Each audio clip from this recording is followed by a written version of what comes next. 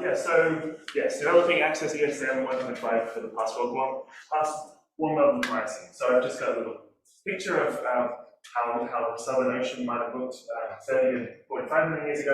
It's going back in Miocene. But I just want to mention that this is quite relevant to the development of the Antarctic circumpolar current. So in collaboration with Katrin, Meissner, Menville, and others. So why do we want to study these climates?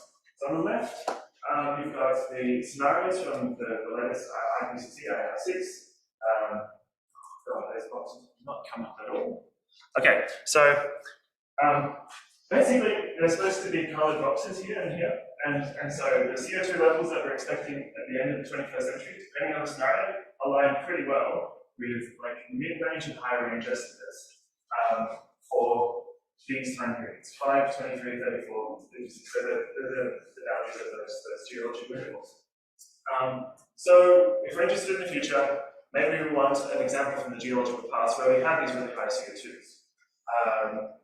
And in those periods, you have greatly reduced ice sheets in various ways. So it could be interesting. And a big feature that we see in the proxy data from these time periods is that we have a flatter gradient from the equator to the pole. Right, so that's very strong polar amplification. It's been a big problem for a long time, but we cannot match that flat gradient in climate models very well. So this is kind of an ongoing problem, and it could potentially be the same kind of problem going into the future. Polar amplification is a difficult thing to get right. So if we can solve it for the past, maybe we can also solve it for the future. Okay, yeah, so some serious paleogeography changes over these time periods. Again, just going further back in time, 1945, this is kind of how, this is one of the paradigms that we understand of how Antarctica became glaciated. It's not the only factor, but the fact that you have these western boundary currents which were able to transport heat between Australia and Antarctica and also South America. The gradual opening of these gateways, Tasman Gateway and Drake Passage, moving more towards a modern configuration, gave us this circumpolar current. And so this is one aspect of paleogeography that can affect climate, can affect ocean circulation. There are various other ones, like the Arctic gateways changed quite significantly. The Panama Gateway used to be open. The Tethys used to be completely, so the Mediterranean used to be a thing called Tethys, which connected to the Indian Ocean, and there was very different ocean circulation, very different climates as a result. Right, so we need to completely change all of the boundary conditions. This is a problem. We don't know how to do it. We ask people, how do you do it?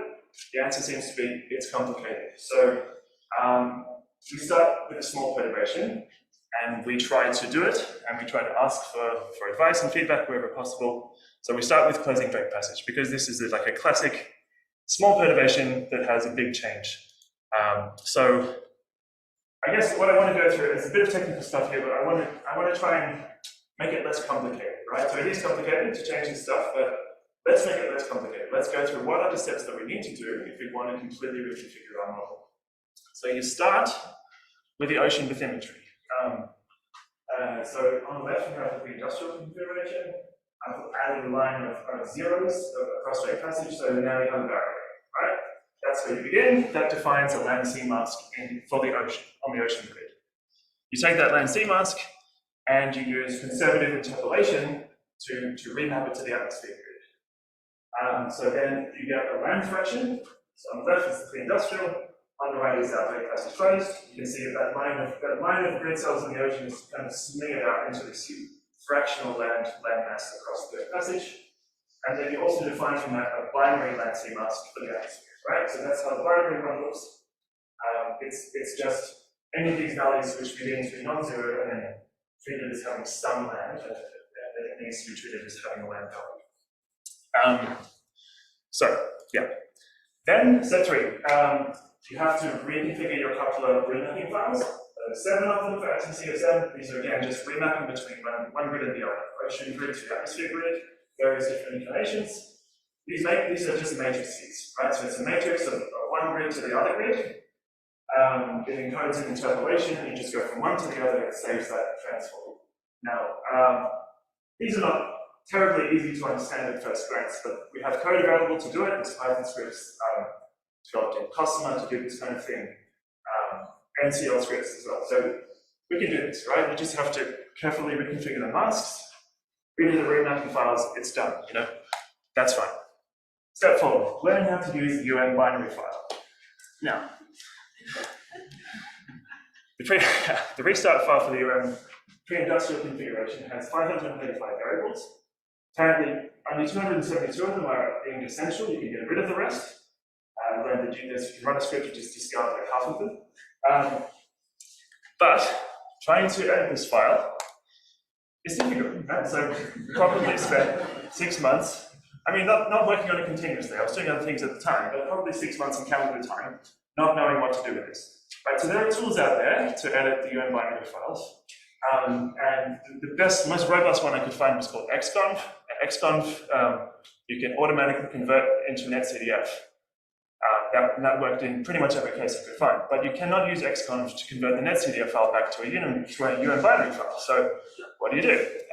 So I appreciate there is development underway on these things at ACCESS-NRI, and I fully respect that work is going on, and it's not simple to have a tool that's just like really robust for all cases.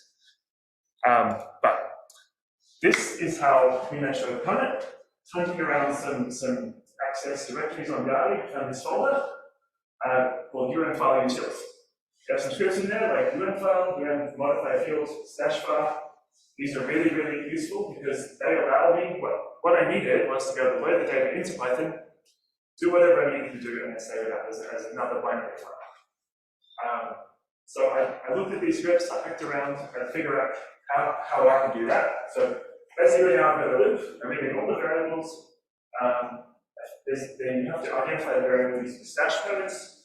If you have the right stash codes, you have to skip or ignore. And then there's a couple of grid cells across the passage where I replace the values with the new one, and then I write the field out to the new file.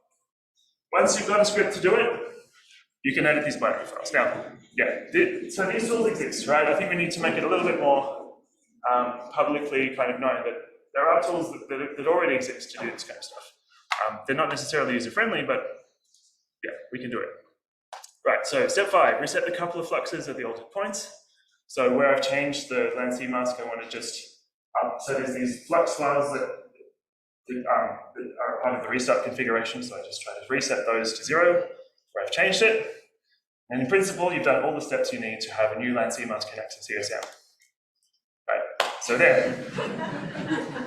The model crashed various times, various ways. Get something slightly wrong, it just breaks, right? Not a lot of information comes out, but it breaks. Anyway, turned to well, yeah. Finally, we got it running, right? So, so now we have 1 year of simulation with direct message closing at the CCM. I've got just a couple of outputs here to demonstrate that we actually did it. So the top one is a variable string function. You can see we now have a supergyre instead of an ACC. The bottom one is soil temperature. So we've created some new land points. Those temperatures look fine. We don't have now, it's not going. If anyone's interested to do a direct passage closed experiment, we have restart files for this. I don't have time to analyze that, so I'm not going to do it myself. But if someone wants to do it, we've got it, right? We've got a configuration. So now I'm trying to do it for the Miocene. Miocene is a bit different because, okay, this is the Miocene geography. It's not hugely unrecognizable. But you can see there are various changes, like the Tethys Ocean, it's open here. The Panama is open. The Arctic is really quite different. The Antarctic is, it's lost a lot of ice. Australia has moved further south. There's just various changes all over the place. So I'm trying to go through that same process of just making a small perturbation, following it through with all the restart files, all the different things. So far, we get segmentation fault, but that was the case until recently with the direct passage closed case. So I think we can solve it. I don't know exactly how long it will take, but I think we can do this. And yeah, we can have a Miocene version of the ACCESS model. Right, so just want to acknowledge various bits of advice I've gotten from lots of people. We've tried to follow the kind of the forum, put our issues on the forum, get people to chip in. I've certainly had some good conversations with Davide Marchigiani. He's been very helpful to us, and various other people who've given us advice. And I think that the trouble with this is that lots of people know part of the solution to this problem, but not many people actually know how to do the whole thing. So So yeah, we can get advice from lots of people, and we're trying to work those tips in. But yeah, we want to make the solutions as openly as possible so that they're on the forum, so that it's easier for the next people to do paleoclimate simulations. Because if it was just me, I probably wouldn't bother. But there's probably at least half a dozen people who want to do these kind of changes to the ACCESS model, right? So if we can do it once, then maybe others can do it as well. And this work is absolutely relevant to future ice loss scenarios from Antarctica and Greenland.